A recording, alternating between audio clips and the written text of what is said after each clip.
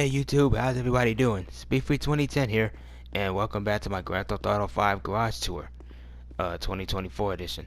So ladies and gentlemen, this garage tour, we're going to be doing all my 20 of my cars from the agency, as well as all of my cars, hopefully, from my office garage. So with that being said, let's get right into it. Be sure to leave a like, subscribe if you are new. Feel free to leave a comment section, asking me a question in the comment section below. And if you want to, feel free to follow me on Twitter if you wish to do so. However, I will admit I haven't been doing tweeting as much, so feel free to do that as you will. So we're gonna go from top to bottom, starting with this first one, the Galaventer Baller ST. Excuse me. It's a metallic graphite SUV in the SUVs class, and is part of the Galaventer Baller family. And this one currently is the best performing one, having a supercharged engine if you put a turbo on it, and having pretty quick performance. It's fast, it's nimbler than the other ones. It's not the best, but it's pretty up there. You can get it off Legendary Motors. You can get it off Legendary Motorsports for how much? No, it's not it.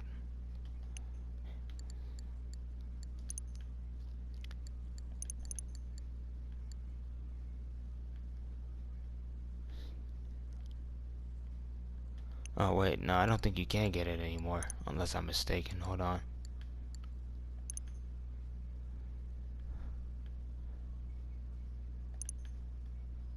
Oh yes, it came out part of the contract, and you can get it right under $1 million. So should you get it? Nah. I mean, if you want a faster baller that performs better than the other ones, I'd say definitely. I'd say maybe. Next up, we have probably my favorite car out of the contract update, and probably my favorite car out of this entire garage, my Bravado Buffalo STX. It's a 2014, or no, excuse me, 2015 to 2023 Dodge Challenger SRT off of its basis. I say SRT because to me it just makes a bit of sense if you go by the name STX, SRT, Hellcat, Hellfire. To me it just makes perfect sense. You can get it off San Andreas Super Autos for $2,150,000 for the buy it now price, or $1,615,000, I believe, or 1,000,000. Hold on, excuse me. 1,612,500 if you buy an agency. That's the only way to get the trade price. It's a muscle car. It's a four-door muscle car, and it's currently the best overall non-HSW muscle car in the entire game, having a top speed of 127 miles an hour, supercar speeds, and having sports car-like handling. So this is a car that is definitely worth picking up. Not only that, but it also has Imani tech, such as armor plating, a missile lock-on jammer, which is what I have, machine guns, and Mind Slick if you want to do so. Mine is a metallic black.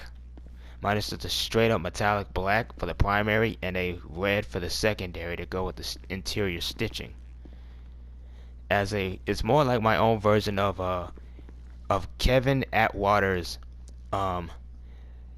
unmarked Hellcat Charger from the hit TV show Chicago PD. Except in that version, that one is blue while mine is metallic black. Still, definitely a fun car to drive. Definitely one you should pick up. And also, it has a supercharger wind if you install a turbo. Definitely worth it.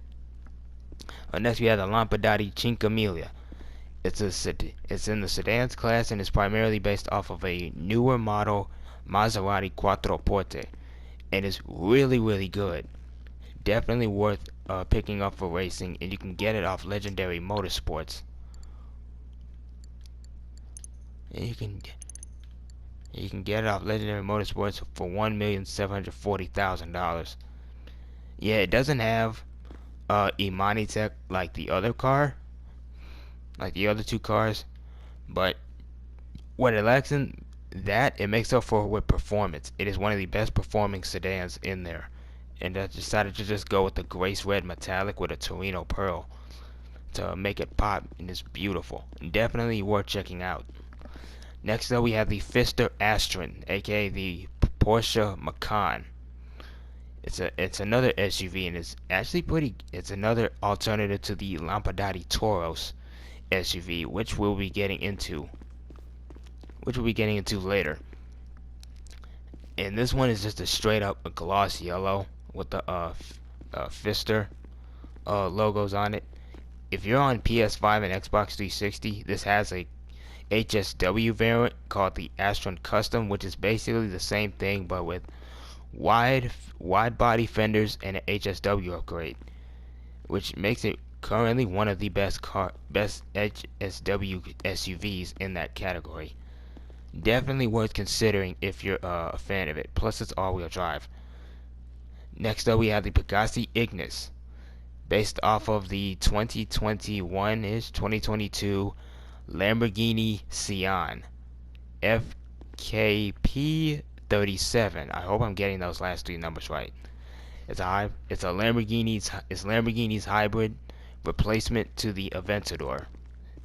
It's in the Supers class and will set you back over $2 million.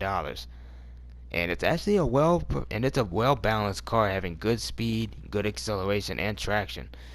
And it has a active spoiler, so while it does have an active spoiler, it does have spoiler modifications. And this one I just decided to go with the jet matte black paint to go with its rather intimidating look. Speaking of price,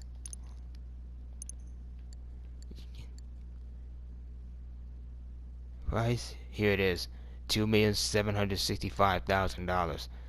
Yeah, it's a bit of a steep price tag, but it's pretty good. It is pretty good. Up next, we have the Deity as part of the contract. It's a Bentley Flying Spur in the sedans class, and it is heavy. It's not the best for racing, but it's a really good car to just cruise around in, and it's beautiful to look at. Much like the Bravado STX, it also has Imani tech such as machine guns, armor plating, a remote control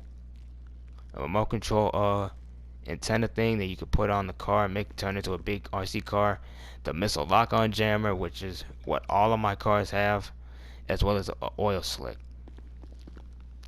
It's in the sedans class and will set you back over $1 million. Performance wise, it is not the best when it comes to racing due to its heavy weight and rear wheel drive.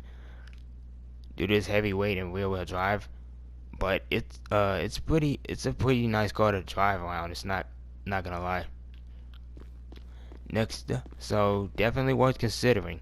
Especially it looks good in the metallic white with the frost white pearl. The frost white with the ice white pearl looks pretty good. Next we have the Overflood Zeno, aka the SSC Tuatara from the contract. It's gonna cost you $2,820,000, and it's a supercar, a well-balanced supercar, having good speed, acceleration, and handling. I will admit it's a bit of a handful. It is rear wheel drive, and while it's not the best car, it's pretty decent.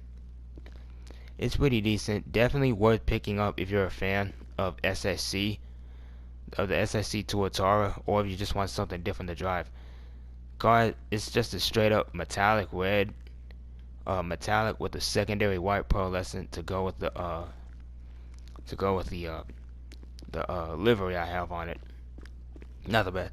Up next, we probably have my favorite supercar out of this garage, and probably one of my favorite cars of all time, the Pagani Torero XO, aka the 2022 Lamborghini Countach LPI 800. And I said it in a previous video when I actually in the description when I first built this car, that this is currently the closest that we have to getting a Lamborghini Aventador, due to the fact that in real life the 2022 Countach is built on the Aventador's platform, but it has the V12 hybrid powertrain of that of the Ignis, of that of the Sian. So think of it as a special. So think of it as basically a special a special Aventador, much like how about a decade ago the Lamborghini Murcielago had a special variant called the Reventon. Had a special limited one called the Reventon. This supercar is expensive, like 2.9 million dollars expensive. You're easily looking at a $3 million car once you get done upgrading. And this one I just made it sort of like my own take on the real life version with the metallic frost white with the red interior. No pearlescent for this one, just a straight up white metallic. One thing to know about this car is that this thing is performance wise is basically an Ignis but faster with more power, having a top speed around 130 miles an hour, making it really fast. Not to mention it's practically nimble. The downside is the spoiler that you see, it has an active spoiler. And while it does have extra spoiler options, it doesn't give you traction. So keep that in mind. Also, this thing is wide and is all-wheel drive, so expect understeer. But other than that, I suggest definitely grabbing one as an alternative. It does pretty decent in stunt races, so definitely give it a try. Up next we got another race-built supercar, the Benefactor LM87, Mercedes Sauber C9 Le Mans Racer. It's in the supers class and will set you back a pretty nifty price tag too. It's a well balanced car too, having good grip and very good, pretty decently good speed, and it's pretty expensive too. But seriously, I would say grab it if you have the money. If not, I would suggest probably sticking with something else like the Emirates. If you've driven the S80RR, it's basically that in terms of performance, but with extra engine power. So that's all I got. And the color I have is actually a metal, a brushed aluminum, to coincide with the color that it was actually used at the time. Still, definitely give it a try. Next, we have the Bravado Greenwood from the summer special, from the not the Criminal Enterprise update. Yeah, from the Criminal Enterprise update. You can actually get it from Southern San Andreas for about over $1 million, which is relatively cheap. It's a Dodge Monaco from the 70s, a cop car from the 70s. An old cop car from the 70s. Speaking of which, according to the game files, this was actually a cut car from the canceled Cops and Crooks DLC that we were originally supposed to get in 2020. This was originally going to be a cop car, and much like the Bravado Gauntlet Interceptor that we're supposed to get in the coming weeks, which was also cut. It got repurposed. So yeah, I decided to just go with a gloss graphite to go with the undercover unmarked FBI car slash Men in Black car look. So yeah, it's sort of like a Western slash cop car. Not bad, but there are better options for muscle cars. After that, we have the Benefactor SM22, a Mercedes-Benz McLaren SLR Sterling Moss edition. The numbers SM22 referring to his driver Sterling Moss, and the 722 being his racing number. Beautiful metallic silver. Paint job with the stock wheels and a carbon fiber lip completes my package, and it's actually a pretty decent car. It's a decent car for the sports car. It's going to set you back a pretty decent price, such as $2 million. So, is it worth it? I'd say maybe if you're a fan of Mercedes and want a bit of history, but other than that, I'd say save it. Save your money, or at least give it a try. Now we're down to my final floor here. We have the Class A Dragger, aka the Chevy Beast SEMA car, concept car. It's an off-roader and it's a pretty decent one. It performs pretty well. It's got a lot of torque for its all-wheel drive system. Plus, it's got decent handling, very nimble handling. Although the top speed, I will admit, is a bit to be desired, topping out at around 110-ish miles an hour, and you can find it on Southern San Andreas Super Autos. It has decent customization too, but you can only get it for 1.4 million. Not bad. I just decided to go with the matte gray for this one instead of a matte black to give it more of an intimidating look, but not really intimidating. Next to it we have the Class A Vajero ZX, aka the 6th generation Chevrolet Camaro ZL1. If you're on next gen systems such as PS5 and Xbox Series X and S, this car has HSW upgrades. It's on the Muscles class and will set you back well over $1 million on Southern San Andreas Super Autos. Let me show you the price right here. And it's right here. It's gonna set you back nearly $2 million. Now, what I just said about the hardtop version, I can pretty much say about the convertible version we got in the chop shop. And they both perform relatively the same, so it doesn't matter which one you get. They both have HSW upgrades, and they're both, even without HSW upgrades, they're still pretty good. So I would say go which one you like the best. I just made mine sort of like a Yanko throwback with the blue and white stripes. So yeah, definitely give it a shot. And it also gains a supercharger whine, much like its real life counterpart. Although I will admit I'm kind of disappointed that it's a ZL1 and not an SS. That we could actually turn into an SS, a ZL1, or a Z28. Still, better than nothing. Next we have the Western Weaver, aka the Arch Nazaire /143. It could be a hybrid of both.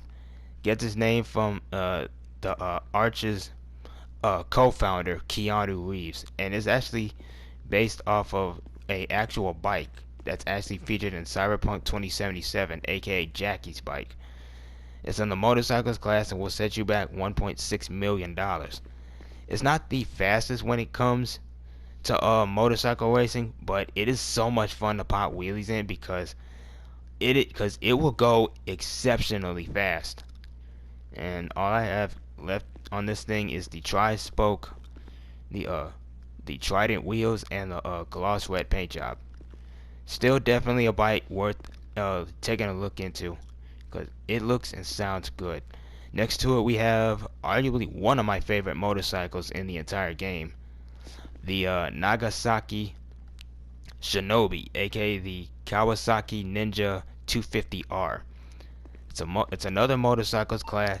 It's another motorcycle, and will set you back well over $2 million. $2,480,000. And oh, forgive me for getting the price mixed up. The Weaver is going to cost you $1.9 million. It's a real good performing bicycle, having good speed, acceleration, and handling all around. However, what I just said can be applied to the Bati 801, which performs very similarly and is 165 times cheaper. So if you already have the Bugatti Bati 801, there's no real need to buy one of these. I just bought this because I wanted it to be different. And I based mine off of the one from the vehicle recovery mission from the contract. Just different wheels and different exhaust pipe. Up next we have the Ocelot Virtue. It's gonna cost you $2,300,000 on Legendary Motorsports, on 2.2 million. But if you play the first dose and last dose missions of the Los Santos Drug Wars DLC, this is what you get for free. So this is how it comes out for free, and it also has Imani Tech. It's actually a pretty decent car for an electric car. Top speed's around 119-ish miles an hour, so it's not the fastest for an electric car, but it makes up for it with acceleration and handling. If you don't have the Cyclone 2 on PS5 and Xbox 360, this is basically that exact same car but on a different frame. basically a free version of that. So definitely worth playing those 11 missions for. Keep that in mind. You have to play both the first dose and last dose missions in order to get it. Up next we have the Pagani, the Obey 10F, aka the second gen Audi R8, and mine is just the classic, the metallic black steel with the red secondary. Kind of go with what if I actually owned one in real life, because I love the second gen a bit better than the other one, so I kind of made up my own street version with the twin turbo exhaust. It's a sports car and will set you back over $1 million, and it has a wide body variant. The wide body variant is more expensive. You're easily looking at a $2 million car either way, but the wide body variant is a bit faster in terms of top speed, and it handles pretty alright, pretty decent. But still, it's a toss up between which one you want. So it's up to you. Next up, we have the Übermacht Reinhardt, a sedan. The Übermacht Reinhardt sedan through BMW 3 Series, and it's another alternative to the to some other sedans in the sedans class that currently don't have HSW upgrades. I just made mine just a gloss white with the. It's just a standard gloss white, kind of reminiscent of the Sandako Argento from Liberty City Stores, the gang car. Up next we have the Tahoma Coupe, the Class A Tahoma Coupe from the Drug Wars DLC. It was a free car if you bought it. Other than that, it's going to set you back over $1 million. Obviously, it's a 78 to 1980 Chevrolet Monte Carlo, and my build, I took inspiration from my dad's 79 Oldsmobile Cutlass. I wasn't born when he had it, but I kind of made mine almost. But since they were both very similar, I based my Tahoma Coupe off of his. Still, I kind of wish it should have got a lowrider treatment. And last but not least, we have the classy Tulip M100. I believe it's an 81 to 83 Malibu. I could be getting my years wrong because I'm doing it off the top of my head. And I based this off of one of my uncle's cars because he actually had one of these with the light blue and the white and the black racing stripes. I just added my own flair with the roll cage and the lip spoiler. So that's gonna do it for my that's gonna do it for the agency garage. I'll see you guys with my office garage. Alright guys, now that we're back in my final garage, my last three, I'm gonna go through all these cars quickly because I've got a lot of them, and usually these cars are being from right to left. These are going from left to right in purchase order. So I'm gonna start with the Iconis Camacho, which I think you can still buy off of Southern San Andreas Motorsports for just under 400 grand. It's an off-roaders class and it's very, very good. One of my go-tos. This beautiful gray, and I have it in a beautiful grace red metallic with a Torino pearl. And according to the game files, this is actually the second version of the Canis Bodhi, aka Trevor's version. So this Trevor's truck from story mode. So this is basically a better version from the game files. Definitely worth picking up if you haven't already. It's quick, it's nimble, and it's fast, and it's overall one of the better cars for off-road racing, non-HSW. Up next we have arguably my go-to racer for sports cars, the Ocelot Pariah. I think it's an Aston Martin Zagato. I believe, I could be wrong, but anyway, this is currently the quickest non-HSW upgrade in the entire game, and it has been for quite some time, topping out at a massive 136 miles an hour. And this car does not have HSW upgrades. However, it is rear-wheel drives and is a bit of a handful to drive if you're not experienced enough, but it's definitely worth the buy. You can buy it for well over $1 million, but I would suggest wait till it goes on sale. Up next, we have a car that you cannot obtain anymore, the Pfister Comet SR, aka it's a Porsche 911 GT2. It would set you back, I believe, 1.1 million. I could be forgetting. I could be wrong, but anyway, this is a car that you can't get anymore, and it's a sports car, and it's out of all the Pfisters in the entire game, this one is by far the quickest. It's nimble, and it has a pretty high top speed of 122 miles an hour. Definitely worth buying from a friend if you haven't already. Up next, you have you have a car that you can actually still get, the Class A Mamba, aka the Ford Shelby Cobra. The Ford Shelby Cobra. Pretty much all these cars you've never seen in a video up until now.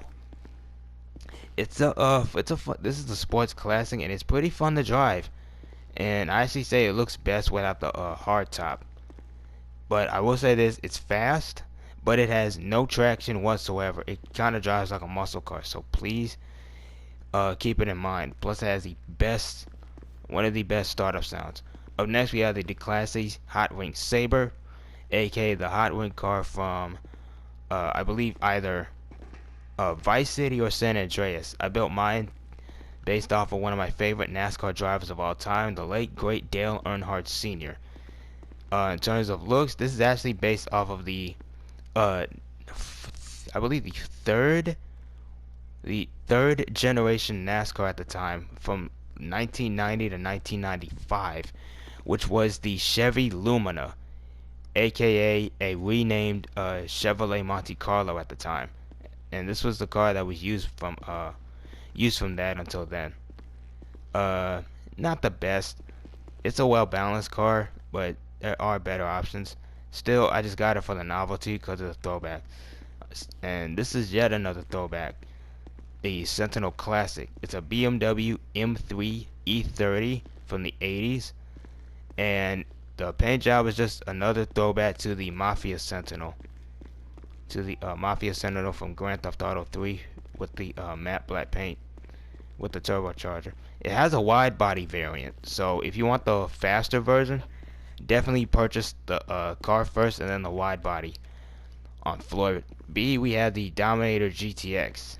Yes, the Mustang Disappointment. It's a muscle car, and I'm not even gonna bother letting you know the full price of this thing because honestly, it's not really worth buying anymore. But I still keep it because of the potential that it had. It's primarily based off the sixth generation Ford Mustang GT, albeit the 2015 version. But due to how it looks and performs, it's not really worth picking up in my opinion. However, I still keep it because of the potential it had. It has the handling for a sports car, it just doesn't have the top speed at 108 miles an hour, which makes it really slow due to the handling flags. So I would suggest going with anything else but that. Up next to it, we have the Flash GT, which is, I believe, a Ford Focus RS rally car. I could be getting the years wrong. 2015, and it's one of my go-tos for rally. Was one of my go-tos for rally racing in the sports category. Not the best for sports car racing, but it's pretty fun for rally racing. I'd say get it if you want, but beware of the handling flags this car has. Next, we have the Nagasaki Hot Rod Blazer. Nothing too special. I just wanted to get a free ride, so right now it's just in collecting dust. Much like this thing, the Dinka Jester Classic, aka the 1994 to 1995, 1994 to 1999, excuse me, Mark IV Supra. And it is currently the worst performing, because it also has handling flags, in my opinion, but it still looks good. So I just kind of went with my own version of what if I had a Mark IV Supra in real life with a metallic silver. I'd say just get it for nostalgia reasons if you have. If not, just avoid it. Up next, we have another go-to stunt car of mine, the Nero Custom. To get it, just buy the normal Nero and then upgrade it at Benny's or the arena or in your own garage shop. This lava red metallic is supposed to go with the junk energy the orange junk energy livery, and it's a pretty decent car for stunt races, although it will get left behind in the dust by other cars. Up next we have the Pisswasser Dominator stock car, and it's actually one of the best muscle cars in the entire class for non-HSW cars. It was the fastest car in terms of top speed and the quickest car for lap time in its class for years. And you can actually get it for a couple $100,000, or if you transferred your profile from PS3 to PS4, Xbox One or PC, you could get it for free. It's basically a OG Dominator with extra extra engine performance. And right here we have the Ducati Wagner, aka the Aston Martin Valkyrie, and I call this car the Chameleon because because for those of you that watched that are subscribed to my channel and watch videos of me playing with my friend named PeachTube, I would use this car in some of his videos and some of those that I bothered to record, and that right there is the last color that I painted it in for one of the events. So I call that one the Chameleon because that one's always changing colors. I'm probably just gonna switch it back to the white and red that I bought it in. And right now, it's gonna go with the Impaler muscle car from the Arena War. 67, I believe it's the 67 Chevy Impala Super Sport. It's a well balanced car with the midnight blue and silver interior.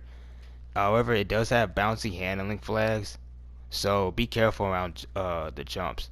It also has Arena War upgrades, but I just bought this one because I wanted just a civilian one. Next we have the Pegassi Toros, aka the best slash worst SUV in the game. It's a Lamborghini Urus, and I based my paint job off of the 2012, I want to say 2012 concept version that came out, at least the paint job. It is the best overall SUV for non-HSW upgrades. For non-HSW racing, having supercar top speed of 127 miles an hour and all-wheel drive. But due to it having a very, very bouncy suspension, it bucks like a bull, like the raging bull that is based off of. So it is not pleasant to drive. So keep that in mind. Supercar like acceleration and top speed, and you could buy it for just under $500,000 still. So if you want to buy it, I say go for it. Just be careful. Up next we have the Vapid Clique, which was a free Christmas car that you can still get. It's a muscle car based off of an old Ford Coupe from, I believe, the 40s. I'm not entirely too sure. And I kind of went with the whole lead sled look with the white walls and the matte light gray paint job.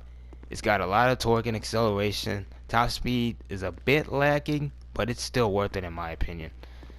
Next up we have who I call Cinder the Dragon car, because I based it off that video game character from the Legend of Spyro series. It's a Mercedes AMG GT, and it's a well balanced car. You can still buy it from Legendary Motorsports for over $1 million. Sounds good, drives nice, one of the better sports cars for driving. With the and I just based mine off of Cinder's color pattern with the black metallic with the secondary red. I believe garnet red, I think.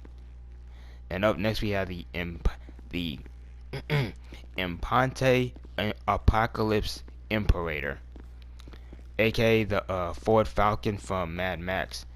I decided to go with the Apocalypse version. You have to buy this as a arena ready car. I would suggest going with the Apocalypse version to get the cleanest build, because the Future Shock and Nightmare one, you're not gonna get those are too far off. So this is the only one that I have that has a nitrous system. I don't really use it because I don't really have much use for it. I just kind of have it for the novelty. So again, if you're gonna buy this car for like for just for street use or for civilian use, go for the Apocalypse version. You can get it off Arena War, but be prepared to shell out millions of dollars. Up next, you have the Vapid Kara 4x4 in the off-roads class, and nothing much to say about this one. It's a decent off-roader, primarily based off a Ford F-150. It could be the Raptor, but I based mine off the Cartel Cruiser from GTA 3. And over there we have the Weevil, the BF Weevil from Kinda Music's car. A random event from I believe the Cayo Perico heist. And that's gonna do it for this garage. I'm gonna go over to my second garage, and I'm just gonna speed right through all of these so I can get all of these out of the way. All these cars from here on out, you've basically already seen in YouTube, all my YouTube videos. So each of these cars I've already done. They already have their own dedicated YouTube videos. So I'm just gonna go through them quick. I got my driver, San Francisco / Driver One hybridized based Challenger, Gauntlet Classic. You already know my Bravado Hellfire, one of my favorite cars and my favorite muscle car in the entire game. I have the Rebla Ubermatt Rebla GT, a really good SUV as an alternative to the Toros we just did. We have one of my favorite sports cars, the Albany VSTR, the 3rd gen Cadillac CTS-V. Still wish we had a supercharger. We have a decently fast car, the Corvette D10, aka the 8th gen Corvette. We have my open wheel go-kart, aka the Indy car, the classy DR1 Indy car. We have, and that's just the bottom floor. On the next floor, you have the Lampadati Taigon, aka the D Tomaso P72, beautiful car. I think you can still buy it. Next we have the Kanjo, Dinka Blista Kanjo, aka the Honda Civic hatchback, based mine off of Pizza Boy from Twisted Metal 4. We have the 2017 Honda Civic four-door sedan sports car, and I based mine off of a silver Honda Civic Type R because I actually own a Civic. It's not this one. It's a 06 Coupe. It's old, but it's silver, so I just wanted to paint mine in the color. Yeah, the S80RR, another race car. It's a Nissan LM race car. I forget what the model is, but it's from the 80s. We have the Lampadati Komoda, a sports sedan, a pretty fast sports sedan, as a pretty good one, but it's not the fastest. It's decent. It's a Alfa Romeo Giulia. We have the 8F Drafter, which is I believe an Audi S5 with a bit of a hybrid between a M3 or M4. We have the Vito Classic, the Dinka Vita Classic, aka the car whenever I feel like playing Crash Team Racing, that I just bought. I think I got this one for free. And up next we had the Beater Dukes, aka a resto modded version of the Dodge Charger that I went with. We have one of my go-to cars for rally racing, the Sultan Classic, the Karen Sultan Classic, and I just went with the look that I always went with whenever I would play San Andreas. I would just go with the blue with the tribal, with the gold rims to mimic its rally racing prowess. Yeah, the 2nd gen Eclipse, the Pro number FF in white as a throwback to my mom's Mitsubishi Galant. We have the Pegassi Sorosso, the Ital design. which is a pretty nice car to drive. A well balanced car to drive, definitely worth picking up. We have my go-to race car for supercars, the ProGen Emirates, aka the McLaren Senna. It's it's basically a rear-wheel drive version of the Krieger Emirates, of the Benefactor Krieger. It's a bit tougher to drive, but they're both virtually the same, so I would highly suggest personally getting this one because it's a bit cheaper, plus it has more customization. Because either one are both very, very good for racing.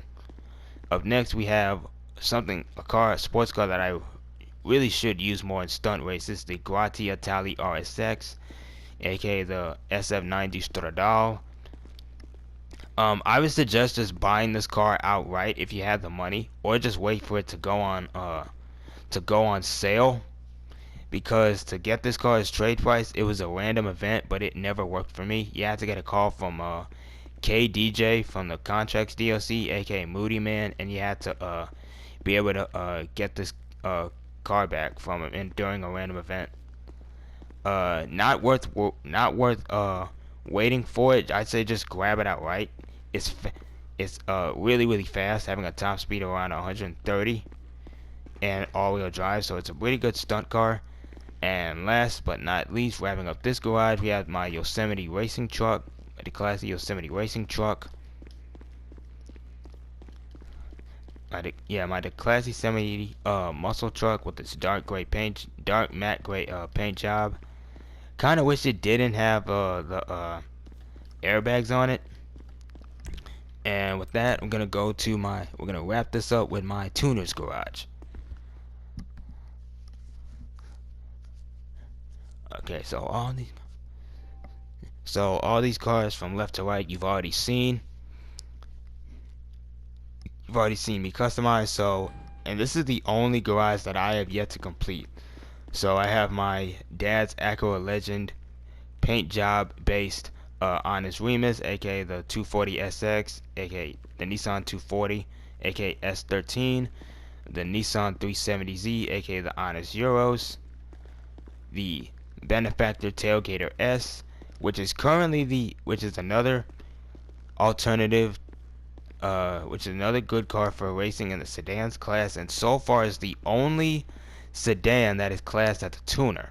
We have one of the best overall racers in the tuners class, the Calico GTF, with its all-wheel drive, its quick acceleration, and very noticeable understeer.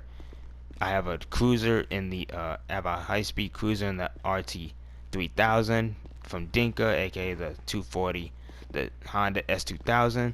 We have one of my favorite fisters, the Comet S2, aka the 992 Porsche 911, that I based mine off of the Porsche 911 Turbo, more specifically the 993 generation, in my opinion.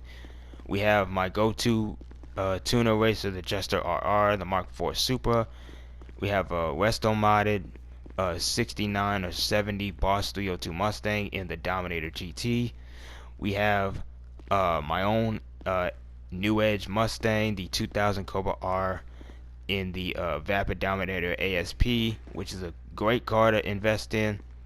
We have a favorite tuner car that I based off of the Hot Wheels car 24/7 in the Honest 350 CR. You have the Emperor Vector, aka the Lexus RCF.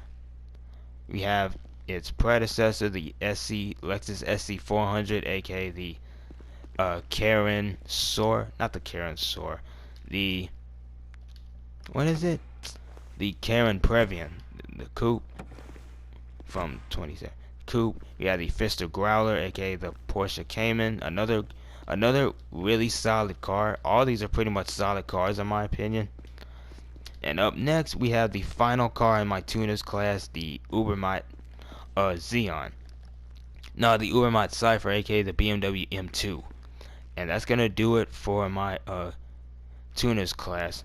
Now the rest of these spots where my ZZ8, my Pontiac Firebird Trans Am ZZ Imponte Ruiner ZZ8, and my Nissan Honest 300R, aka the Nissan 400R, the rest of these spots are gonna be put by cars that I think could be represented as tuners, that I think could benefit in the tuners class. So my Fathom FR36 is definitely going to be in there whenever I get to it. So yeah, that's going to conclude my garage tour. So ladies and gentlemen, I hope you enjoyed all 4 parts, even though they were really lengthy. And let me know what you guys think. Let me know what you guys think in the comment section below. I'd love to hear from you guys. Let me know which cars from this part was your favorite, and I hope to see you in the next one, in the next video. Y'all take care. Peace.